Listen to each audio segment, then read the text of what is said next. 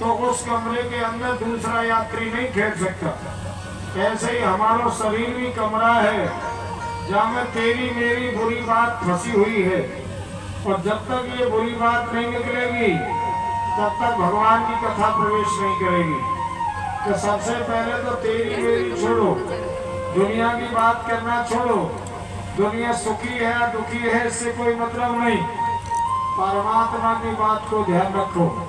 भगवान नारायण जो कहते हैं वो वाणी अमिट है, शाश्वत है, धर्म युक्त है। सो प्रभु की वाणी को ध्यान में रखना चाहिए। इस जीवन के अंदर जो भी मिलता है वो सब दिखावा है। एक दिन मनुष्य मर जाता है और सब यही रह जाता है, केवल हाथ से किया हुआ कर्म साथ जाता है। जैसे कोई भौरा था और भौरा फूलों पर गूंजने लगा और शाम हो गई और भौरा राम जी फूल में बंद हो गए। अब भौरा रात में सोच रहा है कि रात्रि गमिष्यति भविष्यति सुप्रभातम इति विचारयत कोशगते दुरेभः। क्या रात्रि चली जाएगी, सवेरा होगा, ये फूल खिलेगा और फिर से मैं घूमूंगा। लेकिन इतने में रात में एक हाथी पानी पीने आया और इस कमलनाल को तोड़ करके और भोला राम जी के सही गोविंदा नमो नमा कर गया।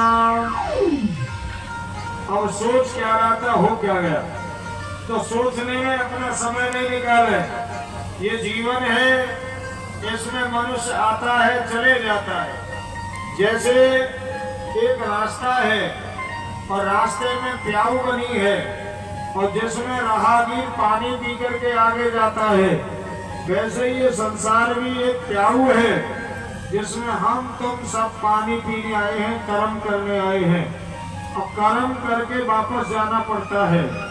भैया कर्म अच्छा कीजिए, सत्य बोलिए, चोरी मत करो, किसी दूसरे का परोपकार करो, भलाई करो, तभी जाकर के जीवन सफल होगा।